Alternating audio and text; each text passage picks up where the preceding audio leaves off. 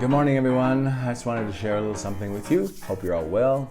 It's a beautiful day here. I was having a morning devotions and I checked out something that my wife sent me, which is very beautiful, and I wanted to send it to you all, pass it on. It's something called The Method of Centering Prayer.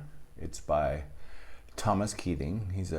He came up or dialogued this contemporary method of contemplative prayer that emerged from St. Joseph's Abbey. He died just last year, but there's a couple videos online about this method, and I went through them, and I'll post the link at the bottom. So we're always looking for new ways to connect with God and Jesus, and this one was very interesting.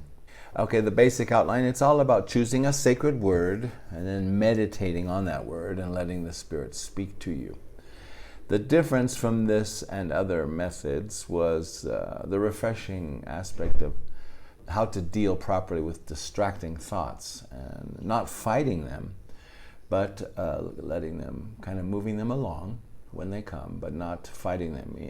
Doing anything to maintain getting negative when you're trying to be alone with the Lord and hear from Him. I know for me, I've always been taught, or the way I was raised, was to really fight militantly those thoughts. But this was kind of a refreshing take on that.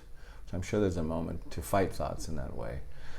But in this sense, when you're trying to do this centering prayer, you don't want to get riled up or militant. You really just want to move these distracting thoughts along.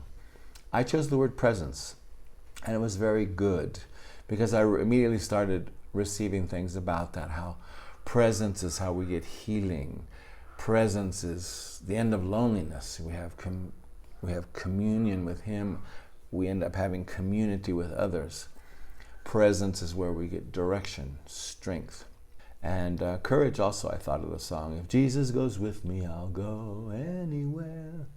We've done a lot of crazy things in our lives, trying to follow the Lord.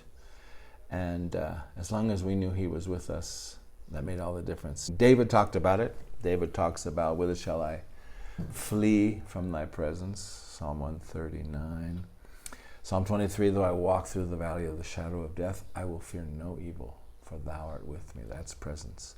My wife reminded me of that beautiful verse, in thy presence is fullness of joy. Moses wouldn't go into the promised land if God didn't go with them.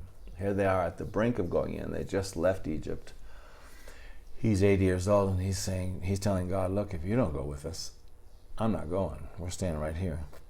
Gideon's fleece. Gideon really wanted to know God was with him in order to face the enemy.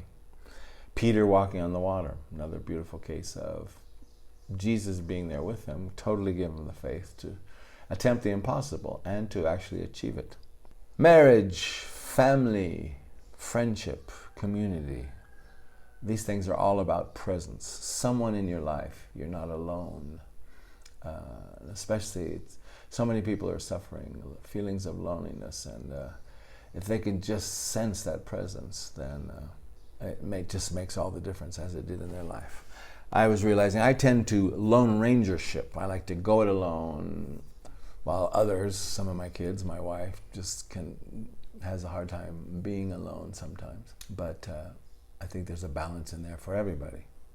Sometimes to get His presence, you have to leave everybody else's distracting presence. And all of us, we need just to have that time with Him for strength, courage, healing, everything we need.